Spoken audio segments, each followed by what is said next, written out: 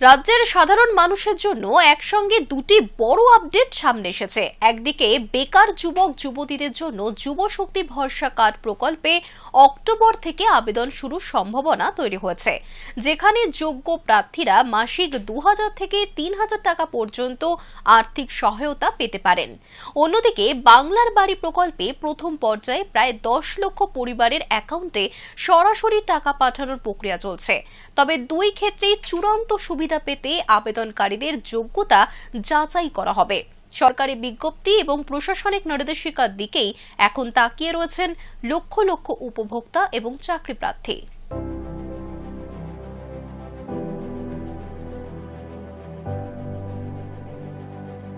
রাজ্যের বেকার যুবক যুবতীদের জন্য ঘোষিত যুব শক্তি ভরসা কার্ড প্রকল্প নিয়ে নতুন করে জল্পনা শুরু হয়েছে।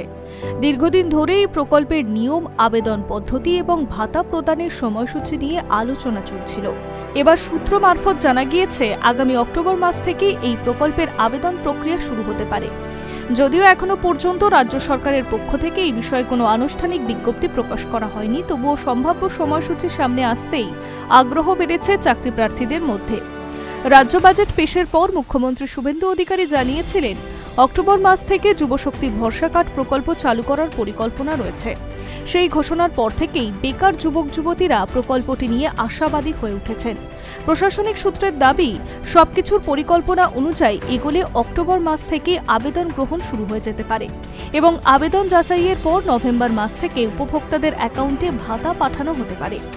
তবে সরকারি মহলের একাংশ স্পষ্ট করে জানিয়েছে, এখনো পর্যন্ত কোনো চূড়ান্ত নির্দেশিকা বা বিজ্ঞপ্তি প্রকাশ করা হয়নি। ফলে আবেদন শুরুর নির্দিষ্ট তারিখ, অনলাইন পোর্টাল কিংবা প্রয়োজনীয় নথিপত্র সম্পর্কে নিশ্চিত তথ্য জানাতে হলে সরকারিভাবে ঘোষণা প্রকাশের অপেক্ষা করতেই হবে। সরকারি নির্দেশিকা জারি হওয়ার পরেই আবেদন সংক্রান্ত সমস্ত তথ্য স্পষ্ট হবে। রাজ্য সরকারের পূর্ববর্তী ঘোষণায় জানানো হয়েছিল, যুবশক্তি ভরসা কার্ড প্রকল্পের মাধ্যমে স্নাতক পাশ কর্মহীন যুবক যুবতীদের প্রতি মাসে 3000 টাকা করে আর্থিক সহায়তা দেওয়া হবে। অন্যদিকে যারা স্নাতক নন কিন্তু কর্মহীন, তাদের প্রতি মাসে 2000 টাকা করে দেওয়া হবে। সরকারের মতে, কর্মসংস্থান সুযোগ তৈরি না হওয়া পর্যন্ত যুব সমাজকে আর্থিকভাবে কিছুটা সহায়তা করাই এই প্রকল্পের অন্যতম উদ্দেশ্য।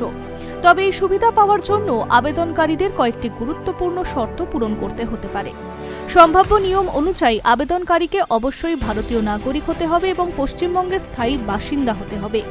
বয়সসীমা 21 থেকে 40 বছরের মধ্যে হতে হবে। পাশাপাশি আবেদনকারীকে সম্পূর্ণ কর্মহীন হতে হবে। এছাড়া পারিবারিক আয়, শিক্ষাগত যোগ্যতা এবং অন্যান্য প্রশাসনিক মানদণ্ডও বিবেচনা করতে হবে। প্রকল্পটি নিয়ে সাধারণ মানুষের আগ্রহের অন্যতম কারণ হল এবার আর্থিক সহায়তার পরিমাণ। কারণ পূর্ববর্তী তৃণমূল সরকারের আমলে চালু হওয়া যুবসাথী প্রকল্পের আওতায় বেকার যুবক যুবতীদের মাসিক 1500 টাকা করে দেওয়া হতো। নতুন সরকার ক্ষমতা আসার পর প্রকল্পটির নাম পরিবর্তন করে যুব শক্তি ভরসা কার্ড রাখা হয়েছে। একই সঙ্গে ভাতার পরিমাণও বৃদ্ধি করার ঘোষণা করা হয়েছিল। বিশেষজ্ঞদের মতে, যদি প্রকল্পটি ঘোষিত নিয়ম অনুযায়ী কার্যকর হয়, তাহলে রাজ্যের বহু কর্মহীন যুবক যুবতী সাময়িক আর্থিক সহায়তা পাবেন। তবে প্রকল্পের সফল বাস্তবায়নের জন্য স্বচ্ছ আবেদন প্রক্রিয়া, সঠিক যাচাই এবং দ্রুত অর্থ বিতরণ অত্যন্ত গুরুত্বপূর্ণ। সব মিলিয়ে যুবশক্তি ভরসা কার্ড প্রকল্প নিয়ে বেকার যুব সমাজের মধ্যে প্রত্যাশা ক্রমশ বাড়ছে। এখন সকলের নজর রাজ্যের সরকারের আনুষ্ঠানিক বিজ্ঞপ্তির দিকে। সেই বিজ্ঞপ্তি প্রকাশের পরই পরিষ্কার হবে আবেদন শুরু হওয়ার নির্দিষ্ট তারিখ, যোগ্যতার শর্ত ও ভাতা প্রদানের সম্পূর্ণ প্রক্রিয়া। এই তো হলো যুবশক্তি প্রকল্প। আসুন বাংলার বাড়ি প্রকল্প নিয়ে কিছু বিস্তারিত ব্যাখ্যা করা যাক। অন্যদিকে রাজ্যের আবাসন প্রকল্প বাংলার বাড়ি নিয়ে বড় আপডেট সামনে এসেছে। দীর্ঘদিন ধরে যারা সরকারি আবাসনের আর্থিক সহায়তার অপেক্ষায় ছিলেন, তাদের জন্য স্বস্তির খবর দিয়েছে প্রশাসন। নবান্ন সূত্রে জানা গিয়েছে, প্রকল্পের আওতায় থাকা উপযুক্ত সুবিধাভোগীদের মধ্যে ধাপে ধাপে অর্থ বিতরণের প্রস্তুতি প্রায় সম্পূর্ণ। প্রথম পর্যায়ে প্রায় 10 লক্ষ পরিবারের ব্যাংক অ্যাকাউন্টে সরাসরি টাকা পাঠানোর উদ্যোগ নেওয়া হয়েছে। প্রশাসনিক সূত্রের দাবি, প্রকল্পের সুবিধাভোগীদের অ্যাকাউন্টে ডিরেক্ট বেনিফিট ট্রান্সফার পদ্ধতির মাধ্যমে অর্থ পাঠানো হবে। এর ফলে মধ্যস্থতাকারীর ভূমিকা থাকবে না এবং টাকা সরাসরি উপভোক্তার ব্যাংক অ্যাকাউন্টে জমা পড়বে।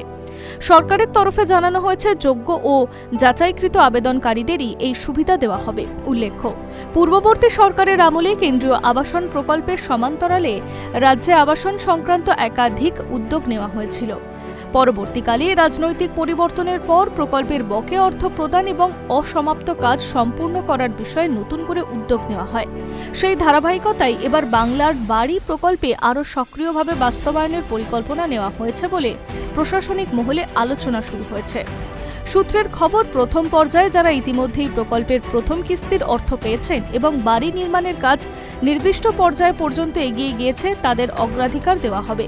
বিশেষ করে যেসব উপভোক্তার নিয়ম মেনে নির্মাণ কাজ এগিয়ে নিয়ে গিয়েছেন এবং প্রয়োজনীয় নথিপত্র জমা দিয়েছেন তাদের দ্বিতীয় কিস্তির অর্থ দ্রুত ছাড়ার পরিকল্পনা রয়েছে। তবে আবেদনকারীর সংখ্যা অনেক বেশি হওয়ায় একই সঙ্গে সকল অর্থ দেওয়া সম্ভব হচ্ছে না। প্রশাসনের মতে বর্তমানে প্রায় 10 লক্ষ পরিবারের নাম চূড়ান্ত তালিকায় অন্তর্ভুক্ত হয়েছে।